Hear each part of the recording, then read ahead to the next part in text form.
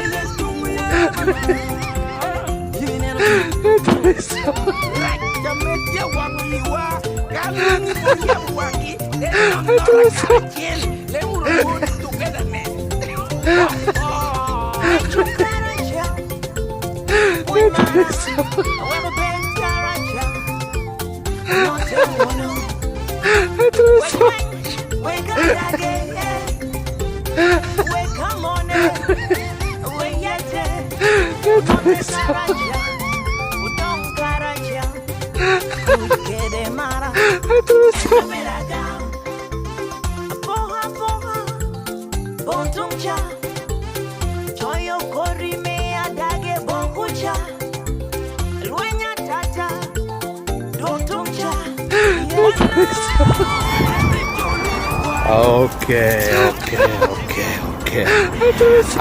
Vero poi uno tutual luak melao anatino me amara tutual man James lele ajuda itie uno ningo poi uno tutual now winning you uno ni mano Lango Cultural Foundation jono tia jengere ni akoro ngola amekod binu katokere neno dwe pia rio medwe me aboro man 2024 ngoa do timere ngola ni uworo ni ngo ageno polo no tia akoro winyu totwal now ami to kelingesho ni mano kod onyoni joa melo kod oshoro ngolo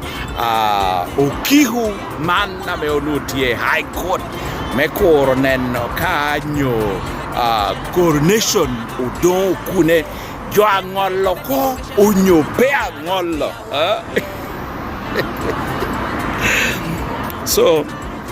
ami to kobune kobdo tiri amane kot utie hochoro kwa nyim nani no dua bishel medwe mea we achiel amenu coronation do timero ko nuoda do guchibu do kuno ko ikom so arami to koni pijo ame unu tikere gen ni manu kot angolo coronation do kune akoni beruno do ping mot Pero tiginoro ame agengo keto do kune kom so anakwa yolwak melao ni ngoadu miritimo mirudu ineni inote uru do karachel lao mirudu note keken ka karachel meneno ni jo kero udo kune ikom inino duario medwe mea paru ya chiel mani 2024 so manen kar kiname James Alela Chuda atamnia miu updates bien jotia penya total itukoni gupu chale gina dotia wote redde ento ana loho kede ambassador Dixon Ogwango Kul ero moka ni gin otiu meda kede yuba me yera gi ame aduong Yosam Odure bi ena ye o Caroline ere gin otiu meda kede wot kede yuba nyim. So manen latest information around town ni yera podang tia meda kede warra nyim ni mano kot utiko choro ngolo kiwa duka meti nyimgi nahe nino ya bichiel medwe mea par we chiel 2024 ame nuodo coronation tubu nu kerdo kuno koy kom nu la hawti amede kay warra nyim luak bela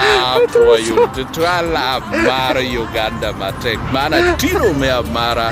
James alela chuda itie una dingo obedu una ber